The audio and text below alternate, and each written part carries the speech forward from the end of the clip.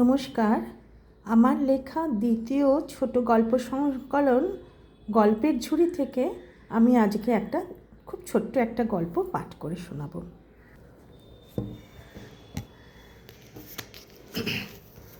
গল্পের নাম অতীত। বেলা 11টা। সকালের ধাক্কাটা সামলে সুনিতা বারান্দায় গাছগুলোর সামনে এসে দাঁড়িয়েছে। সম্প্রতি সুনিতার বাগান করার শখ চারা দিয়ে উঠেছে। জবা গাছটার গেরুয়া রঙের অনেকগুলো ফুল ফুটেছে। বর্ষার ভিজে হাওয়ায় ফুলগুলো মাথা নাড়িয়ে যেন ওকে স্বাগত জানাচ্ছে। দূর থেকে হাওয়ায় একটা গানের কলি ভেসে আসছে। অনেক দিনের পুরনো একটা গান, তেরা মুঝসে হ্যায় নাতা কহি জানে তো ইয়া মানে না। 70 দশকের গান। গাছগুলো থেকে গাছের শুকনো পাতাগুলো তুলে ফেলতে ফেলতে সুনিতার সেই ছোটোবেলাকার কথা মনে পড়ে গেল। তখন ক্লাস 9-এ পড়তো বোধহয়। বাৎসরিক পরীক্ষার রুটিন যখন পেল, দেখা গেল প্রতিদিনই প্রায় দুবেলা পরীক্ষা। মনটা একটু খারাপ হয়ে গেছিল। সুনিতার মন খারাপ দেখে মা বলল, চিন্তা করিস না, সব ঠিক হয়ে যাবে, ঠাকুরে ভরসা রাখ। পরীক্ষার দিন সকালে মা জানালো, আজ আর টিফিন দিলাম না, আমি টিফিনের সময় টিফিন আর ওবেলার বইটা নিয়ে যাব। টিফিন খেয়ে বইটা একটু দেখে নিতে পারবি। টিফিনের সময় প্রতিদিন সুনিতা কাঞ্চনার সাথে একসঙ্গে খেত। সেদিন টিফিনের সময় সুনিতা কাঞ্চনাকে বলল, আজ আমার মা টিফিন নিয়ে আসবে, আমাকে গেটের কাছে যেতে হবে রে। তোর মা আসবে? আমি দূর থেকে তোর মাকে একটু দেখব।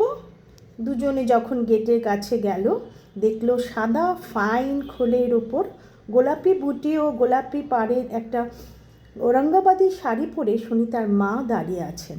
ফর্সা টকটকে রঙে ওই সাদা ও গোলাপি ঔরঙ্গাবাদী শাড়িতে মাকে অপরূপা লাগছে।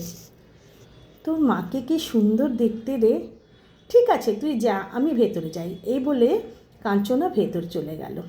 সুনিতা টিফিন খেয়ে মায়ের আনা বইটা পড়ে সেকেন্ড হাফের পরীক্ষা বেশ ভালোভাবেই দিতে পেরেছিল। যে কদিন দুবেলায় পরীক্ষা ছিল, সে কদিনই মা টিফিন ও সেকেন্ড হাফের বই নিয়ে টিফিনের সময় উপস্থিত হতো। শেষের দিকে কাঞ্চনার মাও আসতে শুরু করেছিল। মা সুন্দরী, পরিশ্রমী ও ভীষণ অনুভূতিশীল ছিলেন। নিজের যতটুকু সামর্থ্য ততটুকুর 100% দিয়ে ছেলে মেয়েদের আগলে রাখতেন। মা ছিলেন পোস্টুমাস চাইল্ড, মানে মা জন্মাবার আগেই মার বাবা যক্ষা রোগে আক্রান্ত হয়ে দেহ রাখেন। তাই পিতৃস্নেহ কাকে বলে তা মা জানতেন না। আর সম্প্রতি স্বামীহারা দিদাও প্রথম দিকে সদ্যজাত মাকে কোনো যত্ন করতে পারেননি।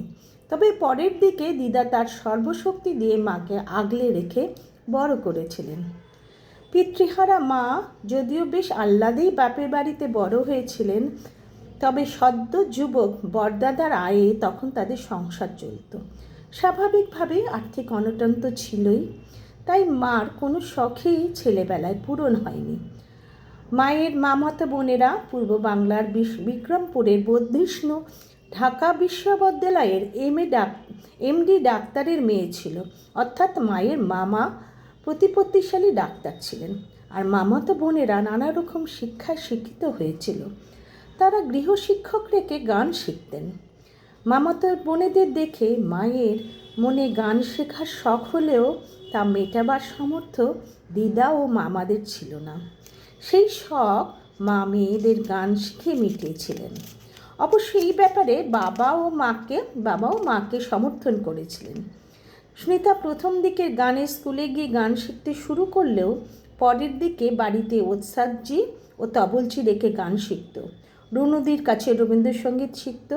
মায়ের অনুরোধে রুনুদি যখন গেয়ে উঠেছিল, তিমিরও গব গুণ্ঠনে বদন তব ঢাকে, কে তুমি মম অঙ্গনে দাঁড়ালে একাকী, সারা বাড়ি সুরের মূর্ছনায় ঢেকে গেছিল। মা চোখ বন্ধ করে সেই গান হৃদয়ে অনুভব করেছিলেন।